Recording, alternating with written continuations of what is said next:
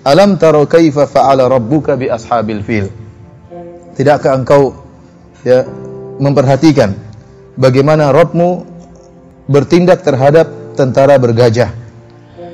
Al-Hafidz Ibnu Katsir rahimahullah di awal tafsir surat ini menjelaskan tentang kisah penyerangan tentara bergajah yang dipimpin oleh Abraha kepada yang ingin menghancurkan Ka'bah. Disebutkan bahwa Dzu Nuwas adalah raja terakhir dari kabilah Himyar yang ada di Yaman, yang dia seorang musyrik. Dia ini kata Ibnu Katsir, dialah yang membunuh Ashabul Ukhdud.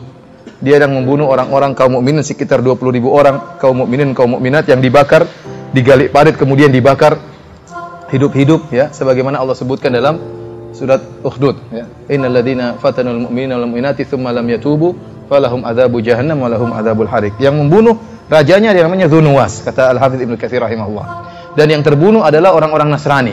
Orang-orang Nasrani sebelum datangnya Nabi Muhammad SAW. Terbunuhlah mereka semuanya. Tinggal satu yang lolos, namanya Daus Dzu Sa'laban.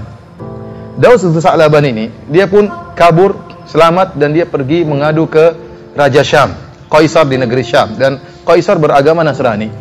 Maka Kaisar pun memerintahkan Raja Najasyi, ya karena Najasyi Ethiopia dekat dengan Mekah, maka dia perintahkan agar Raja Najasyi dekat dengan Yaman menyerang Dzu Nuwas.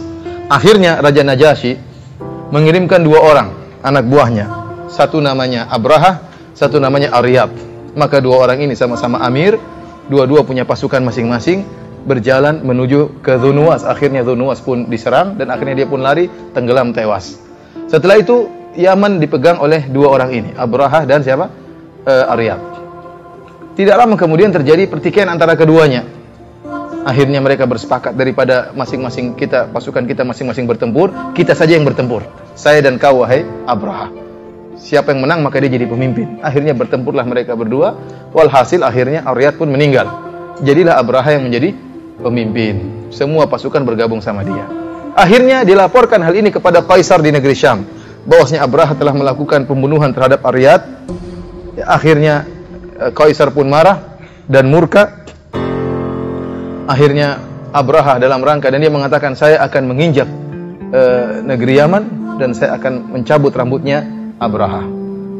Akhirnya untuk mencari keridhaan sang raja, maka Abraha pun mengirim hadiah yang begitu banyak. Di antaranya dia bawa jirop seperti gentong yang isinya tanah Yaman, dan dia mencukur rambutnya. Kemudian dia sampaikan bahwasanya hadhihi nasiyati, inilah ubun-ubunku saya berikan kepada engkau, dan inilah tanah Yaman, silakan kau injak. Artinya, dan saya ingin mencari keridhaanmu. Perbuatan Abraha ini membuat Kaisar pun senang. Kemudian Abraha pun berjanjikan kepada Kaisar, saya akan bangunkan sebuah gereja yang sangat besar, ya, yang akan memalingkan bangsa Arab dari Ka'bah menuju ke gereja tersebut. Gereja tersebut namanya Kullais. Kata para ulama diambil dari kalimat Qolan Suwah, yang artinya apa? Songkok. Artinya apa? Saking tingginya gereja tersebut, kalau ada orang yang lihat puncak gereja, songkoknya akan jatuh. Songkoknya akan jatuh, dan ini menunjukkan tingginya gereja tersebut. Maka Abraha pun membangun gereja yang besar tersebut. Akhirnya terbangunlah gereja tersebut, gereja yang sangat tinggi. Berita bahwasanya Abraha ingin memalingkan orang-orang Arab ke negeri Yaman agar tidak ke Ka'bah tapi ke gereja tersebut diketahui oleh orang-orang Arab tatkala itu, orang-orang Hijaz. Maka mereka pun jengkel, ini kurang ajar Abraha. Akhirnya di malam hari masuklah salah seorang dari orang-orang Arab, kemudian dia beol di gereja tersebut. Dia beol gereja tersebut, dia kotori gereja dengan beolnya, kemudian dia kabur. Di pagi hari Abraha pun dikagetkan dengan kotoran yang ada dalam gereja, maka dia pun ngamuk dan dia murka, maka dia bertekad untuk menghancurkan apa? Ka'bah. Maka dia pun mendatangkan pasukan yang sangat banyak. Di antara pasukan tersebut adalah pasukan bergajah. Disebutkan dia membawa 8 ekor gajah atau 12 ekor gajah. Dan orang-orang Hijaz, orang-orang Jaziratul Arab tidak tahu gajah. Mereka kaget tatkala melihat ada binatang apa? Besar seperti gajah ini. Dan tatkala itu Abraha membawa 8 ekor atau 12 ekor gajah. Yang gajah, pimpinan gajah namanya Mahmud. Disebutkan oleh Hafidz Ibnu Katsir dan yang lainnya bahwasanya pimpinan gajah namanya siapa? Mahmud. Kenapa dia bawa 12 ekor gajah? Dia punya niat buruk. Dia membawa rantai yang banyak. Jadi dia ingin gajah tersebut nanti mengelilingi Ka'bah dan Ka'bahnya dicungkil, bukan dipecahin satu-satu. Tapi gajah-gajah tersebut bersatu padu untuk mencungkil apa? Ka'bah. Itu niat buruknya siapa? Abraha. Maka berjalanlah dia dengan 12 pasukan bergajah yang dipimpin oleh Mahmud, kemudian melewati Jazirah Arab Dan ada sebagian kabilah-kabilah kecil ingin menghalangi, namun semuanya hancur. Tidak ada yang bisa menghalangi pasukan bergajahnya Abraha. Sampai akhirnya Abraha di tengah perjalanan, kalau tidak salah namanya Mughammas kalau nggak salah ya, bertemu dengan kakeknya Nabi Muhammad SAW, yaitu Abdul Muttalib. Abdul Muttalib 200 ekor ontanya diambil oleh Abraha. Maka datanglah Abdul Muttalib, dan Abdul Muttalib seorang yang gagah, tampan, bersahaja, berwibawa. Oleh karenanya tatkala Abraha melihat Abdul Muttalib datang, dia pun tadinya duduk di singgasana, dia duduk di bawah dalam rangka menghormati Abdul Muttalib. Dan dia menyangka Abdul Muttalib datang untuk membela Ka'bah. Ternyata Abdul Muttalib waktu datang dia mengatakan, saya ingin onta-onta saya dikembalikan. Maka Abraha mengatakan, tadi saya menyangka kau demikian-demikian, bagaimana kau datang untuk mengurus ontamu sementara kau biarkan Ka'bah ya tidak kau bela? Maka Abdul Muttalib mengatakan, ana rabbul ibil walil Ka'bah rabbun yahmiha. Saya adalah pemilik onta, kembalikan onta saya. Adapun Ka'bah ada pemilik yang akan membelanya. Kata Abraha dengan sombongnya, dia tidak akan bisa membelanya. Kata Abdul Muttalib, anta wa sya'nak, itu urusanmu. Ya, urusanmu. Akhirnya Abraha pun semakin ngamuk, Abdul Muttalib pun pergi, maka dia pun bawa pasukannya, pasukan bergajahnya menuju ke Ka'bah. Tatkala mulai berjalanlah Mahmud dan teman-temannya, tiba-tiba si Mahmud diam, tidak bergerak. Tatkala Mahmudnya diam, semua anak buah juga apa? Diam. Gajah-gajah yang lain pun diam. Maka jika Mahmud diarahkan ke sebelah kiri, dia berjalan. Jika diarahkan sebelah kanan, dia berjalan. Kalau suruh mundur, malah cepat mundurnya. Tapi kalau ke arah Ka'bah, dia berhenti, tidak mau.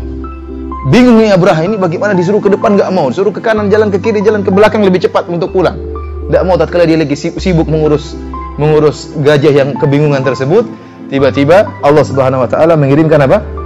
Tayran ababil. Kata Allah Subhanahu wa taala, "Alam tara kaifa fa'ala rabbuka bi ashabil fil?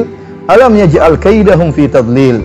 Bukankah dia telah menjadikan tipu daya mereka untuk menghancurkan Ka'bah itu sia-sia, tidak ada manfaatnya? Wa arsala alaihim tayran ababil. Dan Allah mengirim kepada mereka burung yang berbondong-bondong. Saya ingatkan, burung itu namanya bukan burung ababil. Seperti ababil itu artinya apa? Berbondong-bondong. Jadi jangan bilang itu burung dara, ini burung ababil namanya, bukan. Ababil itu bukan nama burung, tapi artinya burung yang berbondong-bondong. Tiba-tiba muncul burung tersebut. Sebagian salaf ya menafsirkan bahwasanya burung tersebut, mereka mengatakan burungnya berwarna hijau. Tiba-tiba muncul, tapi banyak perkataan salaf yang mengatakan itu tuyur bahriyah. Burung yang tiba-tiba muncul dari laut. Tiba-tiba datang. Ya, Allah mudah menciptakan burung yang tadinya tidak ada, tiba-tiba ada. Dia mengatakan kun fayakun, jadi maka jadilah. Dan yang menakjubkan, burung tersebut membawa, masing-masing burung membawa tiga butir batu. Dua di apa namanya? Kakinya, dan satu di paruhnya. Kata Allah Subhanahu wa taala, tarmihim bihijaratin min sijil. Jadi berbondong-bondong, kelompok-kelompok burung begitu banyak, berturut-turut, tidak berhenti-berhentinya membawa 3 butir batu, kemudian tarmihim bihijaratin min sijil. Maka burung-burung tersebut melemparkan mereka dengan batu-batu yang berasal dari tanah yang terbakar. Faja'alahum ka'asfim ma'kul. Maka dia menjadikan mereka seperti daun-daun yang dimakan ulat. Ya, burung-burung mereka disebutkan tatkala dilemparkan batu-batu tersebut tidak semuanya mati. Ada yang langsung tewas seketika, ya. Ada yang dijadikan buta. Oleh karenanya Aisyah menyebutkan dalam hadisnya, masih ada 2 orang buta bekas tentaranya Abraha yang meminta-minta, mengemis di zamannya Aisyah radhiyallahu taala anha. Jadi ada yang selamat namun cacat. Ada yang mati seketika. Abraha tidak mati. Dia terkena lemparan batu namun dia selamat. Maka dia pun berjalan menuju ke Son'a, ya, pulang ke negeri Yaman. Namun apa yang terjadi? Allah siksa dia. Di tengah perjalanan tubuhnya memprotoli, apa namanya? Lepas sedikit-sedikit. Rontok sedikit-sedikit, jarinya lepas. Tatkala sampai di Son'a baru dadanya terbelah, kemudian mati dalam keadaan mengenaskan. Inilah para ikhwan yang dirahmati oleh Allah Subhanahu wa taala, tafsir dari surat Al-Fil yang menunjukkan bahwasanya Allah Maha Kuasa dan Allah bisa membela Ka'bahnya tanpa ada bantuan satu manusia pun. Bahkan tatkala orang-orang kafir Quraisy yang meninggalkan Ka'bah, tidak ada yang bela Ka'bah, tidak ada yang berhadapan dengan Abraha dan bala tentaranya, Allah mampu menghancurkan Abraha dengan hanya mengirim ya burung-burung yang membawa batu-batu kecil, akan tapi membinasakan mereka. Demikian saja mungkin saya bisa sampaikan tentang kisah surat Al-Fil ya.